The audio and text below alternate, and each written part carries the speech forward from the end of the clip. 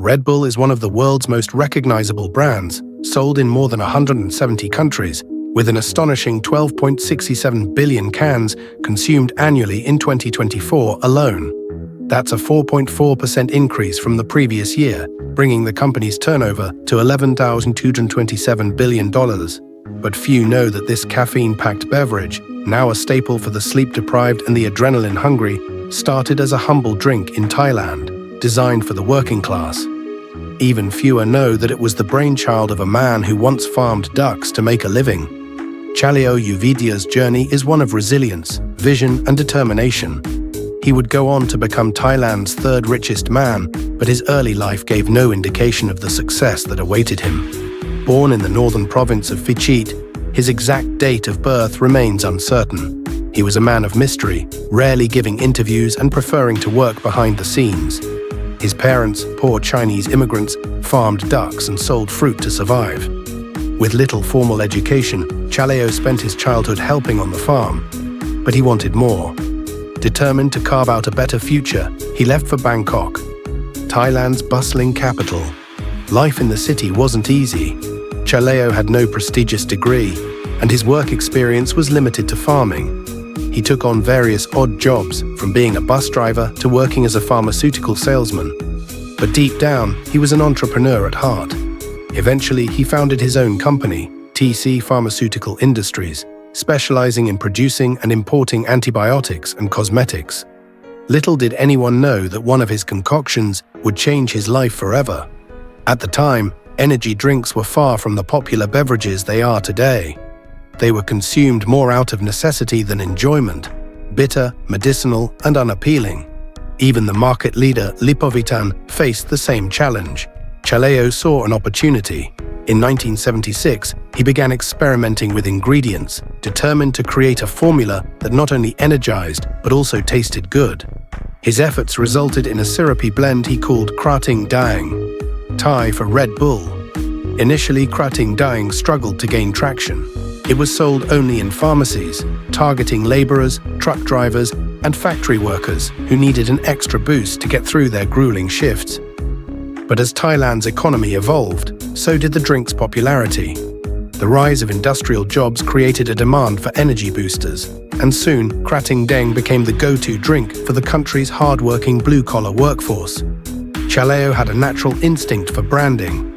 He focused on building a strong identity, distributing free samples to truck drivers, and securing sponsorship deals with Thai boxing matches.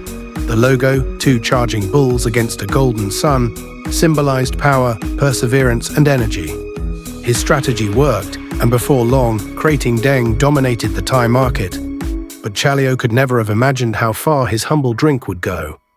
In 1982, an Austrian businessman named Dietrich Mateschitz arrived in Thailand on a work trip. Little did he know, a single sip of Krating Daeng would alter the course of his life. The drink cured his jet lag instantly, and he was fascinated. He had spent years as a sales and marketing executive for toothpaste and shampoo brands, but this discovery sparked an entirely new ambition. He saw something others didn't, a golden opportunity to bring energy drinks to the Western world. Dietrich soon learned that energy drinks were wildly successful in Asia, with Lipovitan ranking among Japan's top taxpayers. Inspired, he left his job and tracked down Chaleo, determined to strike a deal. Though Chaleo was initially hesitant, Dietrich's persistence paid off. They each invested $500,000, and in 1984, Red Bull was born. However, not everyone was convinced. Market research painted a grim picture. Consumers found the drink unpleasant, too sweet, and too sticky. Critics dismissed the brand's logo, name, and overall appeal. They advised against moving forward. But Dietrich and Chaleo trusted their instincts. They spent 3 years refining the product, adjusting the formula to suit Western tastes, carbonating the drink, and packaging it in a sleek silver and blue can. In 1987, Red Bull finally launched in Austria. By 1988, the company had already sold 1.2 million cans. Red Bull wasn't just selling a drink, they were selling an experience. Unlike traditional beverage companies, they didn't rely on mainstream advertising. Instead, they revolutionized marketing by embedding Red Bull into extreme sports. adrenaline-fueled adventures, and youth culture. They sponsored events that aligned with their brand's energy: Formula One racing, snowboarding, mountain biking, and even the legendary Red Bull Flugtag, where participants build and launch homemade flying machines into the water. One of their most daring marketing stunts came in 2012 when Red Bull sponsored Felix Baumgartner's record-breaking skydive from the stratosphere. The event was watched live by millions worldwide, further cementing the brand's association with pushing human limits. In 2024, Red Bull expanded its global presence further, acquiring a 10.6% minority stake in Paris FC, strengthening its influence in professional football. Additionally, Red Bull Racing partnered with 1Password to enhance cybersecurity in Formula One, ensuring protection of critical team data while maintaining high performance. Despite a lawsuit in 2014 that forced Red Bull to modify its slogan, the company continued to thrive. Today, Red Bull remains the world's best-selling energy drink. Dietrich still owns 49% of the company, while 49% is shared among Chalio's family members, and the final 2% belongs to Chalio's eldest son, Chalem. What started as a simple idea from a humble duck farmer turned into a global empire.